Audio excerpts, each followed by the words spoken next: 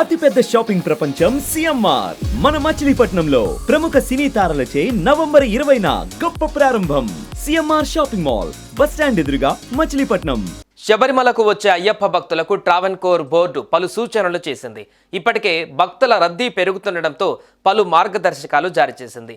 లక్షలాది మంది అయ్యప్ప మాల ధరించి ఇరుముండ్లు తీసుకుని వస్తారు. ఈ క్రమంలో ఇరుముండ్లతో పాటు పలు విషయాలను బోర్డు భక్తులకు తెలిపింది. అవేంటో ఇప్పుడు తెలుసుకుందాం.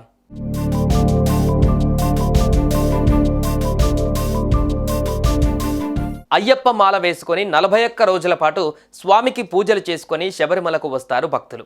కాలినడకన వచ్చినా కూడా కాళ్లకు చెప్పులు లేకుండా క్లిష్టమైన పరిస్థితులు వచ్చినా స్వామిని దర్శించుకొని అన్నీ మర్చిపోతారు. 41 రోజుల పాటు దీక్ష చేసి ఆఖరి రోజున ఇరుముళ్ళు కట్టి తలపై పెట్టుకొని వస్తారు. అలా వచ్చి అయ్యప్పను దర్శించుకున్నాకే వారికి మనసు ప్రశాంతంగా ఉంటుంది.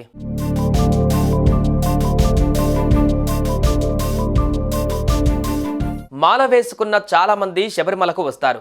వారి సంఖ్య లక్షలు ఉంటుంది.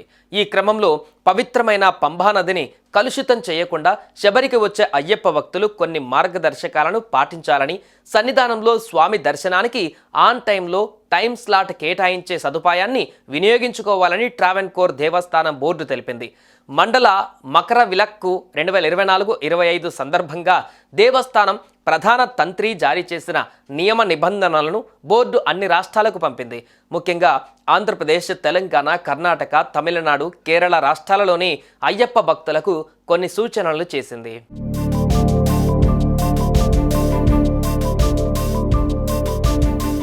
ప్రతిరోజు సన్నిధానం చేరే భక్తుల సంఖ్య దాదాపు 70,000 నుంచి 80,000 వరకు ఉంటుంది.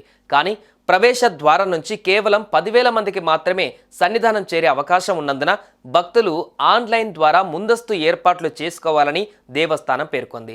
తమకు అనుకూలమైన తేదీ, సమయాన్ని ఎంచుకోవచ్చని దేవస్థానం తెలిపింది. పంబా ఎంట్రీ పాయింట్ వద్ద బుకింగ్ సౌకర్యాన్ని వినియోగించుకునే భక్తులు ఆధార్ కార్డు తీసుకొని రావాలని, విదేశీ భక్తులైతే తమ పాస్పోర్ట్ కాపీలను వెంట తీసుకొని రావాల్సిందిగా పేర్కొంది.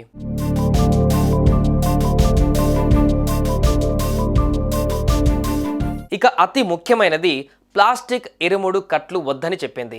పవిత్రమైన పంబా జలాలలో పర్యావరణాన్ని కాపాడడం కోసం ప్లాస్టిక్ ఇరుముడు కట్లను వినియోగించవద్దని దేవస్థానం తంత్రి పేర్కొంది. సన్నిధానం పవిత్రతను కాపాడుతూ ప్లాస్టిక్ వినియోగరహిత వాతావరణాన్ని భక్తులు పాటించాలని తంత్రి కోరారు. భక్తులు తమ దీక్షా వస్త్రాలను పంబా నదిలోకి విసిరి వేయరాదని, పంబా పవిత్రతను కాపాడుతూ నదీ జలాలను పరిశుద్ధంగా ఉంచాలని దేవస్థానం కోరింది.